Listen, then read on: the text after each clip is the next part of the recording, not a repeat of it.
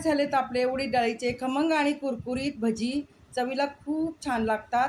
तुम्ही कशासोबतही खाऊ शकता किंवा असंही खाल्लं तरी खूप छान लागतात.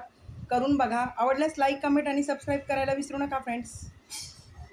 हॅलो फ्रेंड्स, कसे आहात? आज मी बनवत आहे उडीद डाळीचे भजी.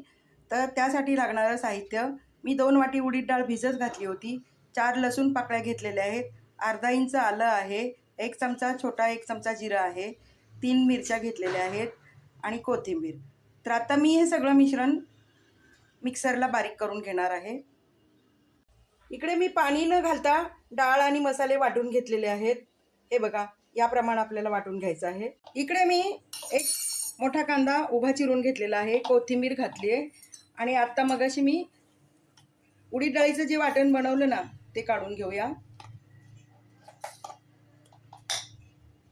आत्ता घातले मी हळद, मिक्स करून घेऊया. थोडासा हिंग,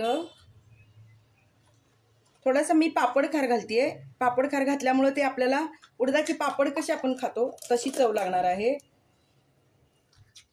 थोडासा ओवा हातावरती चुरगळून घ्यायचा आणि थोडासा खाण्याचा सोडा, त्यामुळे भजी फुलफुलीत होतात. आता हे चांगलं मी मिक्स करून घेणार.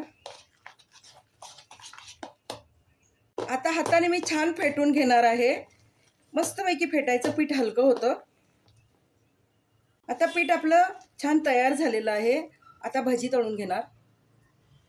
आता मी भजी तळून घेते. कढईमध्ये तेल गरम केलेलं आहे आणि आता आपण हे उडदाची भजी आपण तळायला घेऊया. छोटे छोटे सोडायचे, जास्त मोठे नाही सोडायचे. आकार तुम्ही चपटे सोडा, गोल सोडा, तुमच्यावरती आहे.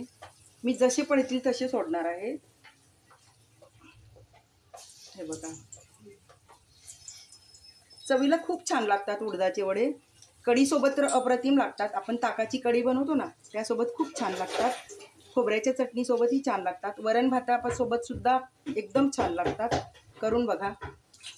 आता भजी मी उलटून घेते.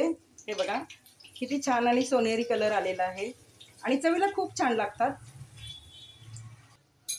सगळी भजी तळून झालेली आहेत. हे बघा, मस्तपैकी कुरकुरीत आणि सोनेरी कलरची भजी चवी छान तळून झालेली आहेत. आता मी काढून घेते. तयार झालेत आपले उडदाची भजी.